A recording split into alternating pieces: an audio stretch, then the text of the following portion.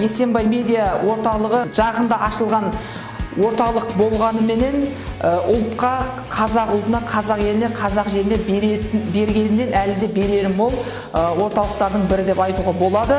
Алдағы таңда істеріне сәттілік, толағай табыстар, еңбектер жемісті болсын деп тілеймін.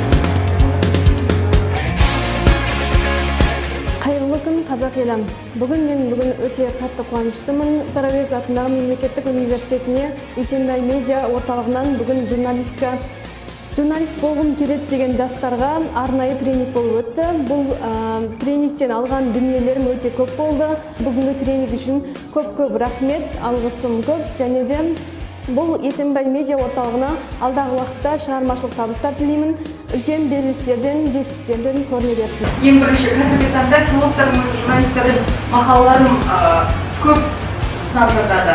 Оның бірден бір мәселе сапалы мақала жазудың ережелерін білмегендігі.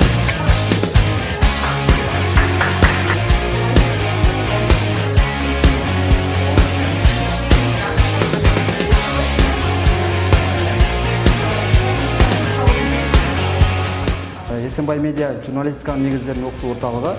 Жалпы мастер-класстан түйгенім, қазіргі кездегі жаңа медиаға қарай басымдық бергені, яғни әлеуметтік желілерді, одан кейінгі қазіргі трендте жүрген YouTube каналдарын дамыту бойынша бұл өте керемет нәрсе негізі. Қазіргі кезде әлеуметтік желінің күші бір өте жоғары деңгейде қарқынмен дамып келе жатыр. Яғни осы бағытқа қарай дамитын болса, онда бұл журналистика орталығынан өте керемет үлкен бір мүмкіндіктер алады деп ойлаймын.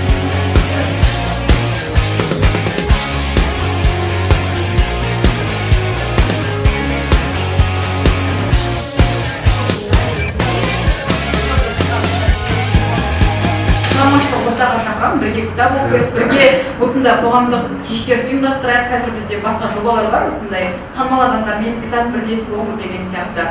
Сондай жобаға бірге жұмыс істеуге шақырамыз.